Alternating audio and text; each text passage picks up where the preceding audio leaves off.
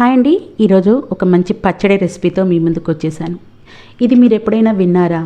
తినడం ఒక యోగం, తినకపోవడం ఒక రోగం అని ఒకప్పుడు వాడేవాళ్ళు. కానీ ఇప్పుడు పరిస్థితులను బట్టి తినకపోవడం ఒక యోగం, తినడం ఒక రోగం అయిపోయింది. కానీ ఈరోజు నేను తయారు చేసి చూపించే ఈ పచ్చడితోటి మనం దీన్ని తినడం ఒక యోగం అనే చెప్పుకోవచ్చు. అంత రుచికరంగా ఉంటుంది. ఈ పచ్చడిని వేడివేడి అన్నంలో పచ్చడి, ముద్దపప్పు, నెయ్యి వేసుకొని తిన్నారు అని అంటే మీ పక్కన చికెన్, మటన్, ఫిష్ ఇలాంటివి ఏమున్నా కానీ పనికిరావండి. ఈ మొత్తం పచ్చడితోనే అన్నం మొత్తం తినేస్తారంటే నమ్మండి, అంత రుచికరంగా ఉంటుంది.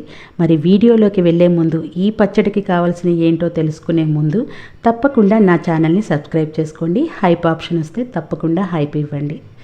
ఇప్పుడు దీనికి కావాల్సిందైతే ఈ సీజన్లో మనకు దొరికే ఉసిరికాయ, చింతకాయ, పచ్చిమిర్చి ఇవి మెయిన్ ఇంగ్రీడియంట్స్. చింతకాయ కొంచెం పిందలాగా దొరికినా సరే మనం దీనికి వాడుకోవచ్చు. మరీ ముదురుగా ఉన్నది కాకుండా మరీ లేతగా లేదంటే మధ్యస్థంగా ఉన్న చింతకాయల్ని తీసుకోండి. వాటిని శుభ్రంగా వాష్ చేసేసి ఈనెలు వస్తే తీసుకోండి, లేకపోతే దంచుకునేటప్పుడు పక్కన పెట్టుకోవచ్చు. ఈ పై పొరనైతే నేను తీసేస్తున్నాను. పై పొర ఒకవేళ అలాగే ఉంచుకున్నా కానీ పర్లేదు, బట్ నేనైతే పైన పొర మాత్రం తీసేస్తున్నాను.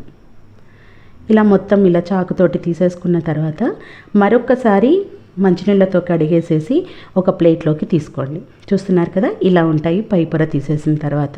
ఇప్పుడు స్టవ్ మీద బాండీని పెట్టుకొని 2 టేబుల్ స్పూన్ల ఆయిల్ని వేసుకొని ఆయిల్ హీట్ అయిన తర్వాత 1/2 టీ స్పూన్ మెంతుల్ని వేసుకోండి. 1/2 టీ స్పూన్ జీలకర్రను వేసుకొని మంచి సువాసన వచ్చే వరకు ఫ్లేమ్ని సిమ్లో పెట్టుకొని వేయించుకోండి.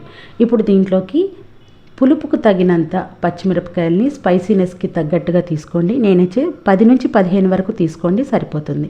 కారం గల పచ్చిమిర్చి అయితే మరి కాస్త తక్కువగా తీసుకోండి.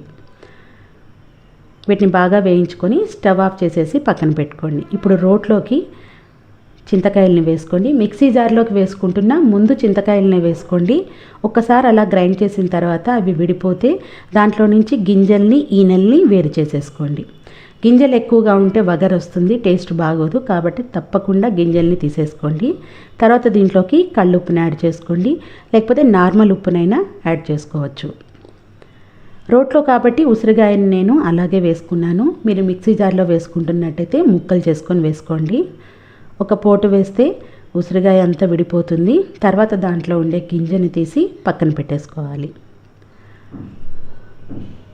ఇప్పుడు ఇవి బాగా మెత్తగా అయ్యే వరకు నూరుకోవాలి. దంచుతున్నప్పుడు మంచి ఫ్లేవర్ అనేది వస్తుందండి. ఎప్పుడెప్పుడు తిందామా అనిపిస్తుంది.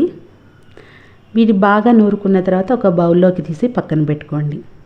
ఇప్పుడు ముందుగా మనం వేయించుకున్నటువంటి పచ్చిమిర్చి, ఆవాలు, మెంతులు, జీలకర్రని వేసేసుకోండి. దీంట్లోకి కొంచెం కొత్తిమీరని, కరివేపాకుని కూడా యాడ్ చేసుకోండి.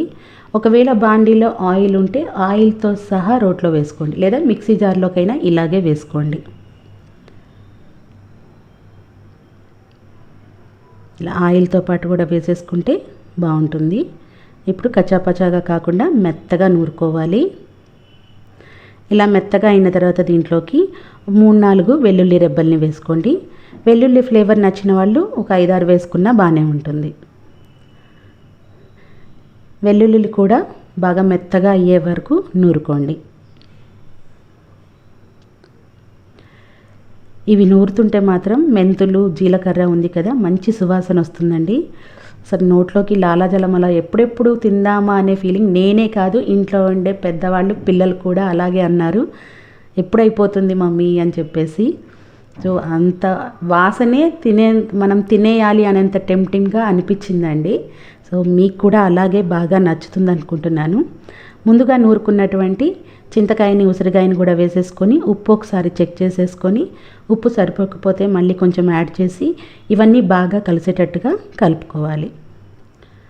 సేమ్ ప్రాసెస్ మిక్సీ జార్లోనైనా సరే ఇలాగే చేసేసుకోండి. బాగా మెత్తగా నూరుకున్న తర్వాత ఒక బౌల్లోకి తీసేసుకోవడమే. పోపు పెట్టుకోవాల్సిన అవసరం లేదు. నేను ముందుగా చెప్పినట్లు వేడి అన్నంలో పచ్చడి, ముద్దపప్పు, నెయ్యి ఈ కాంబినేషన్ అయితే చాలా చాలా బాగుంటుంది. తప్పకుండా మీకు కూడా చింతకాయలు దొరికితే ఈ పచ్చడిని తప్పకుండా ట్రై చేయండి. అలాగే దీంట్లో మనం ఉసిరికాయని కూడా యాడ్ చేసాం కాబట్టి ఫ్లేవర్ చాలా బాగుంటుంది. తప్పకుండా ఈ రెసిపీని ట్రై చేస్తారని అనుకుంటున్నాను. మీకు నచ్చితే తప్పకుండా కమెంట్ చేయండి. Thank you for watching.